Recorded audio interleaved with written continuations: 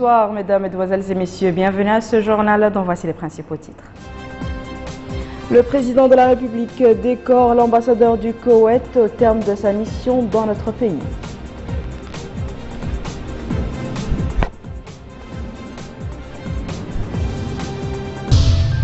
Notre pays et le Japon signent un échange de notes correspondant à un don alimentaire estimé à plus d'1 milliard d'ouguiyas.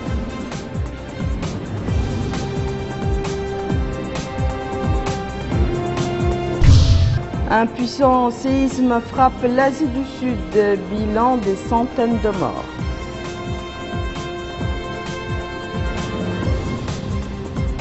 Merci mesdames et messieurs de vous joindre à nous. Nous ouvrons ce journal par les activités du président de la République. M. Mohamed Abdelaziz a décoré ce matin au palais présidentiel de la médaille de commandeur de l'ordre du mérite national M. Adnan Abdallah Al-Ahmed, ambassadeur de l'État du Koweït au terme de sa mission dans notre pays. Le chef de l'État a ensuite accordé une audience aux diplomates koweïtiens au cours de laquelle les différents volets de la coopération entre les deux pays frères ont été passés en revue. La cérémonie de décoration s'est déroulée en présence de la ministre déléguée auprès du ministre des Affaires étrangères de la coopération chargé des affaires maghrébines, africaines et des Mauritaniens de l'étranger, du directeur du cabinet du président de la République, d'un chargé de mission à la présidence de la République, ainsi que du chef d'état-major particulier du président de la République.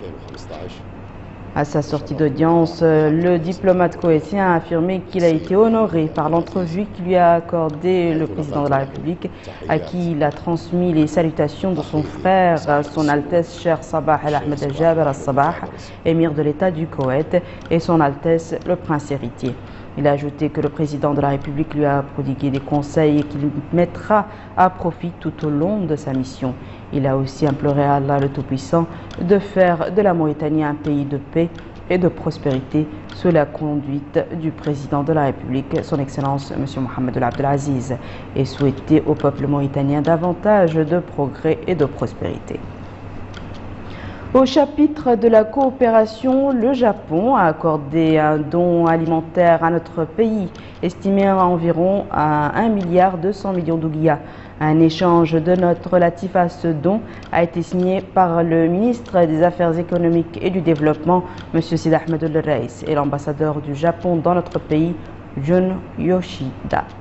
Cette aide contribuera à assurer l'approvisionnement et à stabiliser le prix des denrées de première nécessité et aura par ailleurs des conséquences sur la préservation du pouvoir d'achat des populations des plus démunies.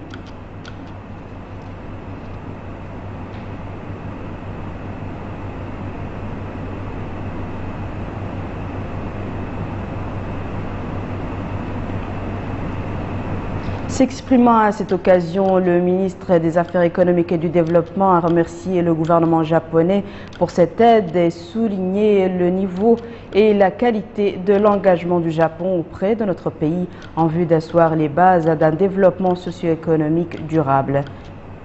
Quant à l'ambassadeur du Japon, il a souligné l'excellence des relations entre les deux pays et l'engagement de son gouvernement à soutenir les efforts de développement de la Mauritanie.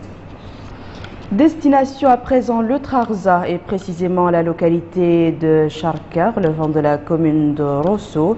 C'est là que le ministre de l'Hydraulique et de l'Assainissement a donné le coup d'envoi de mise en service de la station d'approvisionnement de certains villages en eau potable. Bakar Bayraba. L'eau, c'est la vie. Elle est d'autant plus importante dans un pays où les 3/4 subissent beaucoup d'aléas climatiques. L'inauguration de la station de potabilisation de l'eau du fleuve pour Chigara est l'une des réponses à cette problématique écologique. Le projet est soutenu par l'Union européenne en collaboration avec le GRET, une ONG française de développement qui agit dans la lutte contre la pauvreté et les inégalités.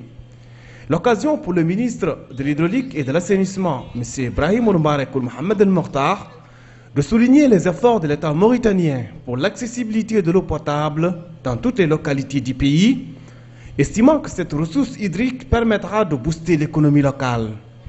Il a en outre remercié les partenaires au développement, au premier rang desquels l'Union européenne et le GRET, pour leur soutien dans la réalisation de ce projet. Autre intervention, c'est celle faite par le maire de la commune de Rosso, qui a mis en exergue la nécessité de généraliser ce genre de projet dans toutes les localités de la wilaya. Et les partenaires au développement n'ont pas manqué de souligner le lien entre l'eau et les autres secteurs de la vie. L'accès à l'eau a déjà un impact très clair et très direct sur les populations. Et ça, c'est extrêmement important. Mais il est le centre aussi d'autres initiatives de développement qui ont un lien avec l'eau, mais qui vont démarrer à partir de ce meilleur accès à l'eau. Il y a la question de l'éducation. Pas seulement parce qu'on a amélioré l'accès à l'eau des villes, des écoles, mais aussi parce que le temps qui était dédié pour amener de l'eau peut être dédié à mieux se former. Et je pense que c'est surtout les filles et les femmes qui vont être bénéficiées par ça. Et sans les femmes, aucun pays peut se développer. C'est la moitié de la population, aucun pays peut se développer avec une seule jambe. Un autre partenaire au développement a mis en exergue le rôle qu'il joue dans l'appui pour la généralisation des services de base au sein de la population mauritanienne. Le projet Aïcha mené par le GRET et TENMIA est une réussite à vos yeux. Il a ainsi permis la fourniture de l'eau potable à 25 400 personnes dans 23 localités. Il a permis à 800 ménages d'avoir de l'eau courante à domicile. Il a permis à 3 600 élèves, 12 200 ménages et 30 écoles d'accéder à un assainissement amélioré. La fin de la cérémonie inaugurale a été marquée par la visite d'une exposition du charbon de Tifa, un projet qui vise à favoriser un approvisionnement local en énergie domestique en proposant du charbon à base de la plante Tifa comme alternative durable au charbon de bois via la mise en place d'unités locales de production artisanale et industrielle dans le site du Trarza. Retour à Nouakchott pour parler de l'atelier de validation du projet de la stratégie d'action nationale de lutte contre le trafic des personnes qui a débuté aujourd'hui. La rencontre organisée par le Commissariat aux droits de l'homme et à l'action humanitaire s'inscrit dans le cadre de la mise en œuvre des recommandations émises par le premier périodique universel de la Mauritanie, organisé le 10 novembre 2010 et dont le second round se tiendra début novembre prochain. Plus de précisions avec Abdelrahman Hamad. Les travaux de cet atelier, organisé par le Commissariat aux droits de l'homme et à l'action humanitaire, s'articulent autour de la validation du projet de plan d'action national de lutte contre le trafic des personnes. Dans un mot prononcé pour l'occasion, la commissaire aux droits de l'homme et à l'action humanitaire a rappelé la ratification par notre pays de la majorité des traités et accords sur le trafic des personnes, soulignant que le pays avait adopté en 2003 une loi nationale, la première du genre, et rappelant aussi les réformes institutionnelles profondes entreprises et la réalisation de divers programmes destinés à éradiquer certaines formes de ce trafic, comme le travail des enfants et l'exploitation des femmes. L'élaboration du projet de la stratégie d'action nationale de lutte contre le trafic des personnes intervient en exécution de la volonté politique de son Excellence le Président de la République, M. Mohamed Abdelaziz, et suite à ses efforts constants visant la promotion et la protection des droits de l'homme, ainsi que sur l'instruction du Premier ministre, M. Ahiou El-Haddami, a ajouté Mme Aïcha Toumet Mhaïha. Les participants à cet atelier d'un seul jour, ici des départements ministériels de la Commission nationale des droits de l'homme, des ONG et de la société civile, ont suivi un exposé sur ces phénomènes transfrontaliers présenté par l'expert M. Haïmoudou Laramdan, conseiller au ministère de la Justice. Toujours au chapitre des droits de l'homme, des magistrats prenaient part ce matin à un atelier organisé par le ministère de la Justice sur la protection des droits de l'homme et l'accès à la justice. Les participants ont pris connaissance des nouveaux textes relatifs à la garantie de leur application. Babacar Ndiaye.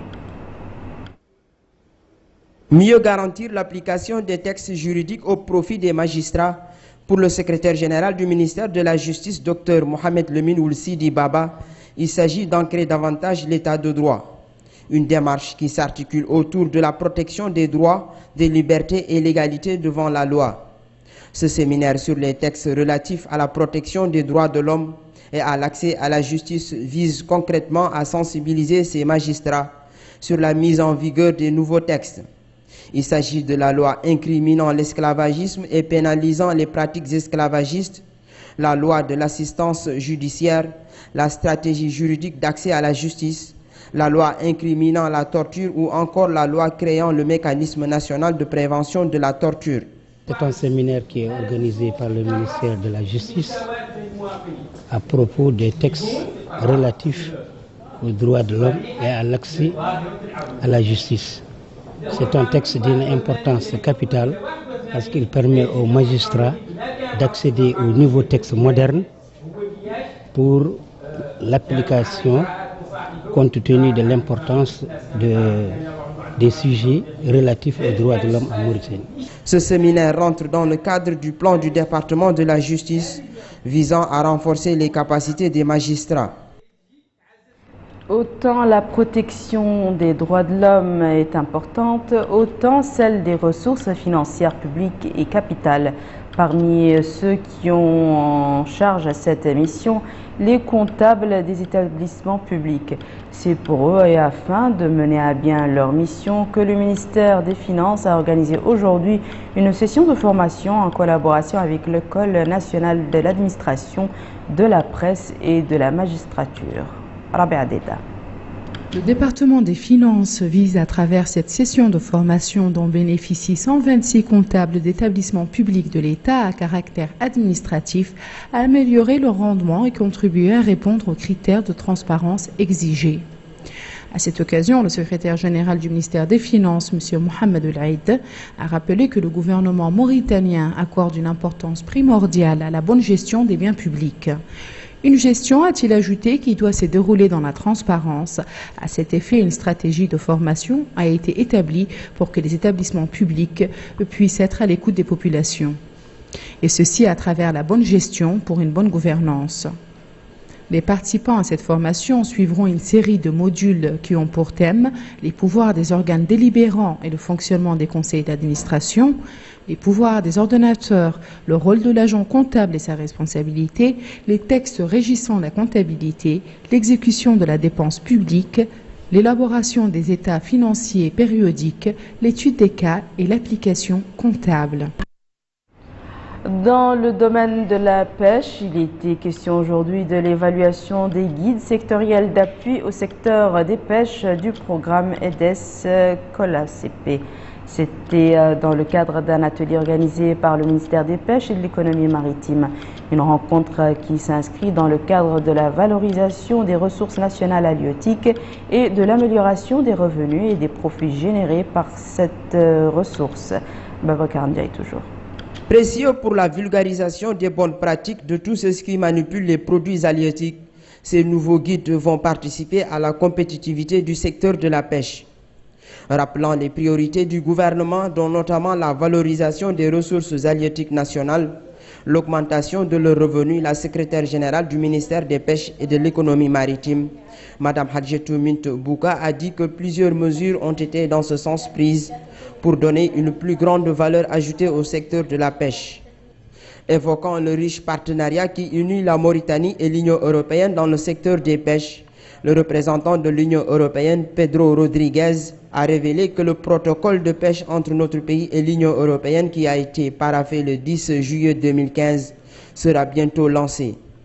Il précisera que le secteur des pêches en Mauritanie est maintenant plus solide pour vendre sur le marché européen et pour attirer les investisseurs. Les entrepreneurs mauritaniens produisent et exportent vers l'Europe, vers l'Union européenne. Et pour cela, pour le faire de manière efficace, ils doivent suivre des réglementations qu'il est important de faire appliquer afin de rendre ces échanges commerciaux encore plus bénéfiques pour la Mauritanie et pour les consommateurs européens. Et c'est précisément l'objet des activités qui ont été réalisées en Mauritanie par le projet EDES depuis 2012. Le secteur des pêches, qui dépend à plus de 90% des débouchés extérieurs, n'a d'autre choix que d'assimiler et de respecter les normes sanitaires et de qualité de premier ordre pour garantir l'écoulement des produits dans les meilleures conditions sur un marché dominé par une économie mondiale de plus en plus intégrée et toujours plus exigeante et concurrentielle, affirmera le président de la Fédération de pêche, Mohamed Lemine Oulhamoud. Afin de nous affirmer face à la compétitivité internationale, nous avons besoin avant toute chose d'une politique de pêche rationnelle et innovante. La stratégie de développement du secteur des pêches 2015-2019, qui vient d'être adoptée par le gouvernement, définit les grandes lignes et fixe d'excellents objectifs pour un développement soutenu du secteur des pêches. Quant à la représentante du programme EDES, Mme Bénédicte Werner, elle s'est dite heureuse de participer à la cérémonie de distribution des guides sur les normes de qualité et les capacités de sécurité sanitaire des produits de pêche. Dans ce pays, le partenariat public-privé est réel, fonctionnel et efficace. Il a permis d'amener toutes les équipes impliquées, que ce soit au niveau des laboratoires, des services d'inspection ou des responsables qualité des entreprises, à donner le meilleur pour une amélioration réelle de la qualité sanitaire et du contrôle des produits de la pêche. Rappelons qu'en 2012, le ministère des Pêches et de l'économie maritime, la Fédération nationale de la pêche et le programme EDES avaient signé un protocole d'accord pour améliorer les expertises et le renforcement des capacités en matière de contrôle sanitaire et de qualité.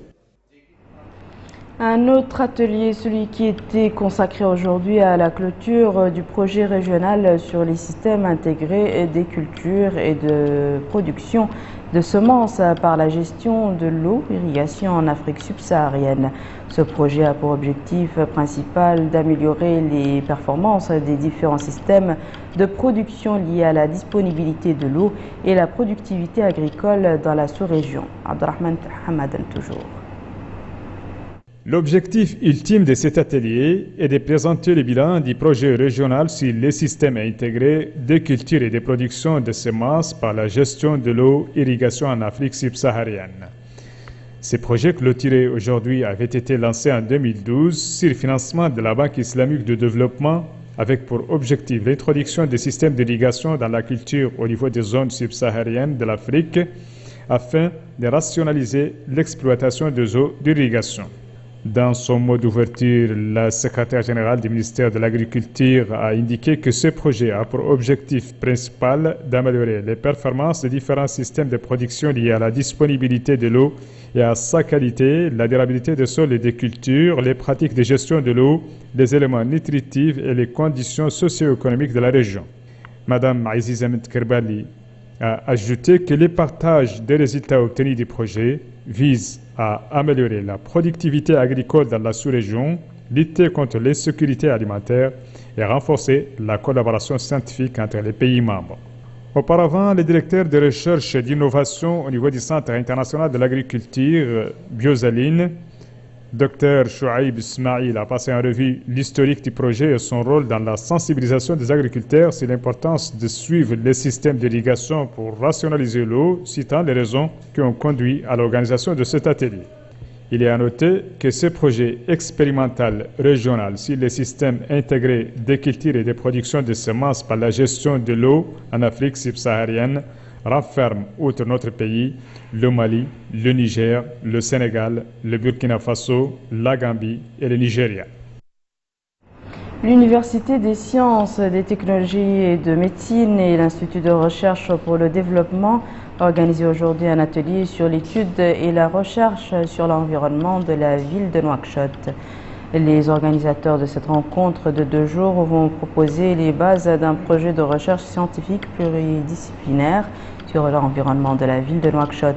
Ouvrant les travaux de l'atelier, la secrétaire générale du ministère de l'Enseignement supérieur et de la recherche scientifique, Dr Aissata Daouda Diallo, indiquait que son département s'emploie à promouvoir la recherche scientifique à travers le développement socio-économique du pays. Elle a ajouté que le choix du thème de l'atelier porte sur des sujets non moins sensibles et d'enjeux majeurs, car étant des problèmes d'actualité et des contraintes réelles au développement de Nouakchott, avant de souligner que le relèvement de ces défis passera forcément par l'implication des unités de recherche mauritaniennes.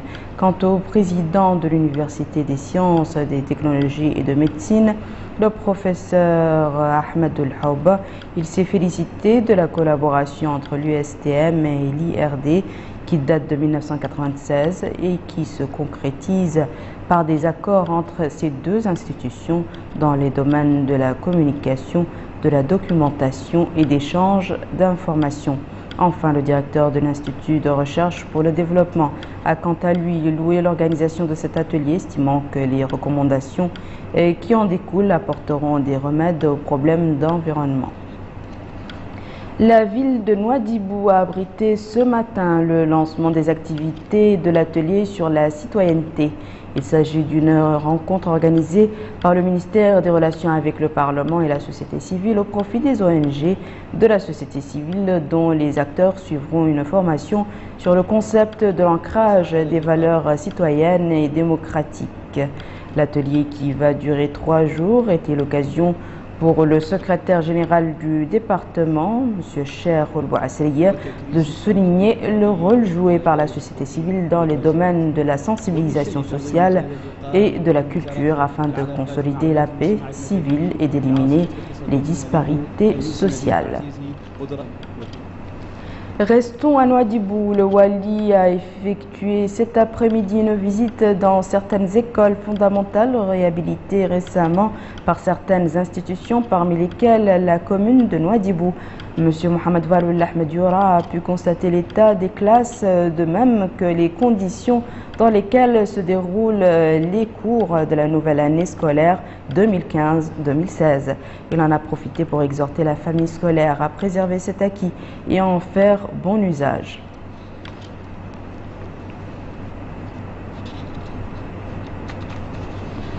Ici à Nouakchott, la Commission nationale pour l'éducation, la culture et les sciences a organisé aujourd'hui un atelier de travail interactif avec les médias sur la diplomatie de coopération dans le secteur de l'hydraulique. Il est soutenu dans cette entreprise par son partenaire du bureau de l'UNESCO au Maghreb arabe.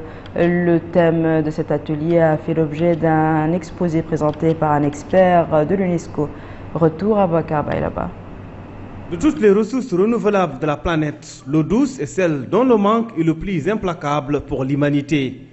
L'occasion pour le secrétaire général de la Commission, Dr Ismail Chouaib, de citer les efforts de l'État mauritanien en matière d'accessibilité de l'eau, notamment le projet Aftout Sahali qui alimente Nouakchott en eau potable.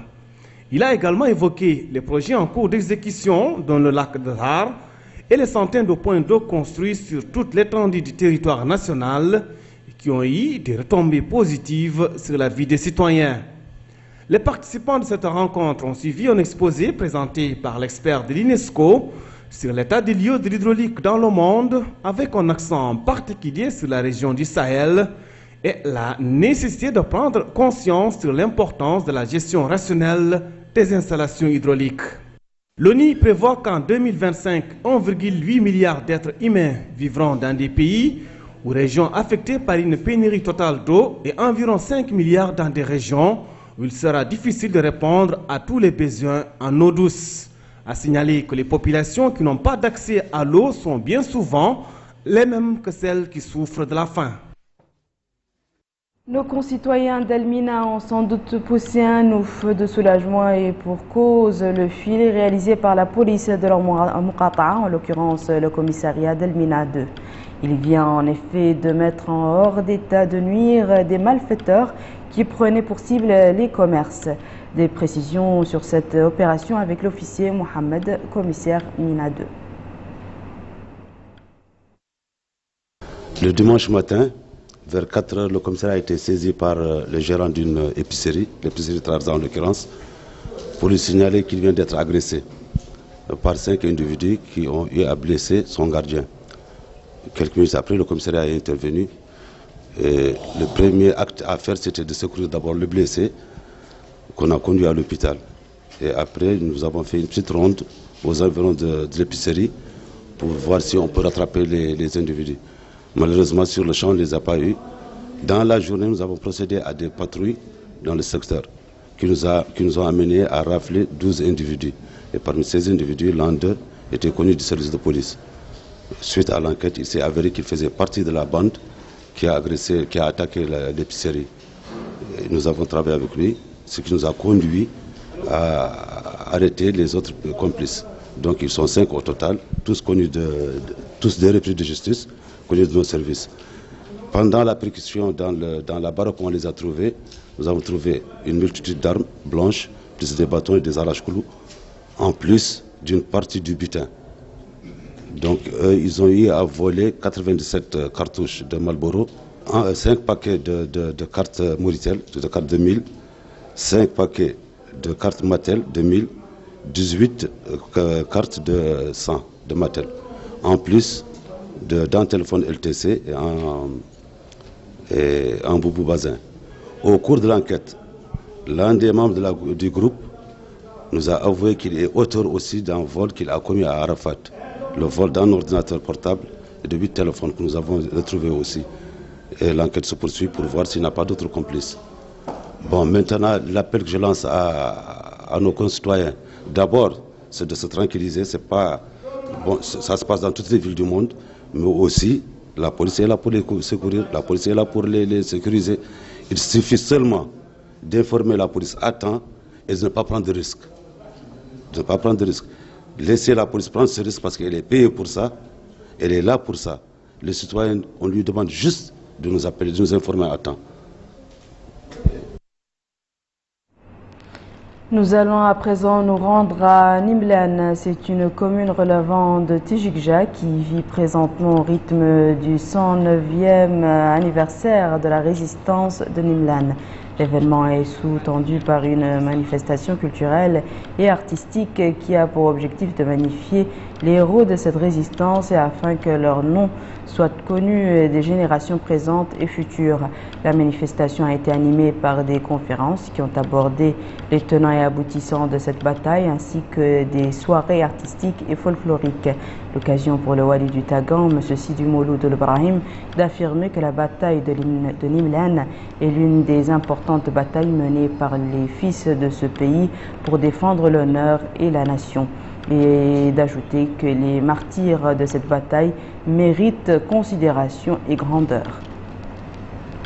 En Côte d'Ivoire, l'heure est à l'attente des résultats de la présidentielle d'hier qui a mobilisé 60% des électeurs selon les premières estimations. Un taux de participation déjà contesté par l'opposition. Plusieurs candidats avaient appelé au boycott face au grand favori, le sortant Alassane Ouattara. Les observateurs de l'Union africaine et de la sous-région, l'Union africaine et CEDEAO, ainsi que les États-Unis, ont jugé l'élection crédible et transparente. 3 candidats et une partie de l'opposition avaient appelé à boycotter l'élection, qualifiant le scrutin de mascarade électorale, tandis que le camp Ouattara, confiant dans sa victoire pour un nouveau mandat de 5 ans, avait identifié la participation comme déterminante pour la crédibilité de l'élection. Les observateurs s'attendaient à une faible participation, en tout cas bien inférieure à celle de 2010, lorsqu'elle avait frôlé les 80%. Toujours actualité internationale, au Pakistan, un puissant séisme de magnitude 7,5 a secoué le pays, a fait 2015 morts au Pakistan, en Afghanistan, dont 12 écolières afghanes tuées dans une bousculade en fuyant leur école. Des centaines d'autres personnes ont été blessées par la secousse particulièrement longue et qui a poussé des milliers de gens à se précipiter dans les rues en Inde, en Afghanistan, au Pakistan et au Tadjikistan. Le premier bilan a été plus important au Pakistan voisin, avec au moins 152 morts, principalement dans le nord-ouest, selon un décompte des chiffres fournis par différentes autorités. L'armée a confirmé le décès de 123 personnes et indiqué que plus de 950 personnes avaient été blessées. Il y a 10 ans au Pakistan, le 8 octobre 2005, un séisme de magnitude 7,6, dont l'épicentre se situait à quelques centaines de kilomètres de celui du lundi, avait fait plus de 75 000 morts. Ce sera tout pour ce journal, mesdames et messieurs. À présent, le rappel des titres. Le président de la République décore l'ambassadeur du Koweït au terme de sa mission dans notre pays.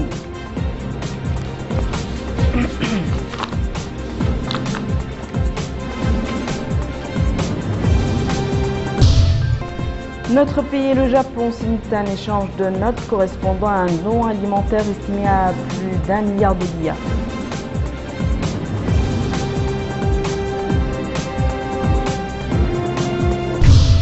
Un puissant séisme frappe l'Asie du Sud, bilan des centaines de morts.